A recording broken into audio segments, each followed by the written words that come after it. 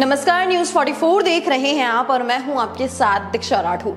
दिल्ली में मेयर चुनाव को लेकर जारी सस्पेंस के बीच दिल्ली नगर निगम यानी एमसीडी ने मेयर चुनाव के लिए 30 जनवरी की तारीख प्रस्तावित की है, जिसके चलते गणतंत्र दिवस के बाद दिल्ली को नई मेयर मिल सकती है। दिल्ली सरकार के एक अधिकारी के मुताबिक एमसीडी ने मेयर चुनाव के मद्देनजर एक प्रस्ताव के साथ शहरी विकास विभाग को एक फाइल भी भेजी है। इस प्रस्ताव को दिल्ली के डिप्टी सीएम और शहरी विकास मंत्री मनीष सिसोदिया और दिल्ली सीएम कार्यालय को मंजूरी के लिए भी भेजा जाएगा। ये पूरा प्रस्ताव मेयर, डिप्टी मेयर और स्थायी समिति के सदस्यों के चुनाव की तारीख के अंतिम फैसले से संबंधित है। दिल्ली एमसीडी ने 30 जनवरी की डेट प्रस्तावित की है। दिल्ली सरकार की मंजूरी के बाद इस प्रस्ताव को दिल्ली के उपराज्यपाल विनय कुमार सक्सेना के पास मंजूरी के लिए भेजा जाएगा। प्रस्ताव को सहमति मिलने के बाद चुनाव को लेकर अधिसूचना जारी की जाएगी। इसके अलावा चुनाव के पीठासीन पदाधिकारियों को मनोनीत करने के लिए कुछ पार्षदों के नाम की अन्य फाइल भी भेजी जाएगी। चुनाव से 3 या 4 दिन पहले पीठासीन अधिकारियों का नाम तय कर लिया जाएगा। तारीख तय होने के बाद नगर निगम सचिव कार्यालय को राजनीतिक दलों को कम से कम 72 घंटे का नोटिस देना होगा।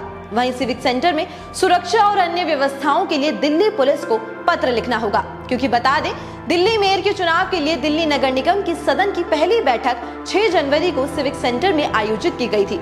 इसमें आम आदमी पार्टी और बीजेपी के पार्षदों के बीच मनोनीत सदस्यों को शपथ ग्रहण कराने को लेकर खूब हंगामा और मारपीट हो गई थी। हंगामे के दौरान सरकारी संपत्ति को भी नुकसान पहुंचा और कई पार्षदों को गंभीर चोट भी आई। आपके पार्षद विरोध करते समय पीठासीन अधिकारी के टेबल पर चढ़ गए, उनका माइक उखाड़कर फेंक दिया। हंगामा बढ़ता देख दिल्ली मेयर चुनाव की बैठक को रद्द कर दिया गया था, जिसके बाद अब एमसीडी ने मेयर चुनाव के लिए 30 जनवरी की तारीख प्रस्तावित की है। अगर इसमें सहमति मिलती है और अंतिम फैसला आ जाता है तो गणतंत्र दिवस के बाद दिल्ली को नई मेयर मिल सकती है, जिसका कार्यकाल कुछ महीनों का ही हो सकता है और फिर उसके बाद एक बार फिर नए मेयर के चुनाव होंगे। जानकारी के लिए आपको बता दें कि एमसीडी के सदन का कार्यकाल 5 साल का होता है, लेकिन मेयर का कार्यकाल 1 साल के लिए होता है।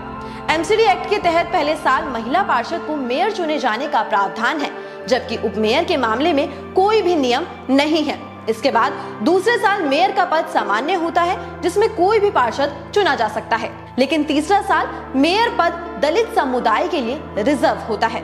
ऐसे में दलित समाज से आने वाला कोई भी पार्षद मेयर चुना जा सकता है, लेकिन चौथे और 5वें साल मेयर का पद अनारक्षित होता है। ऐसे में पहली मेयर का कार्यकाल कुछ महीनों का ही हो सकता है, क्योंकि डीएमसी एक्ट की धारा 67 के अनुसार मेयर का कार्यकाल अप्रैल के महीने के पहले दिन से शुरू होता है और 31 मार्च को वर्ष समाप्त हो जाता है। तो लिहाजा पहली मेयर के कुछ महीने के कार्यकाल के बाद अप्रैल के महीने में दूसरे मेयर का चुनाव हो सकता है। तो अभी के लिए केवल इतना ही। देश और दुनिया की तमाम बड़ी खबरों के लिए देखते रहिए न्यूज 44।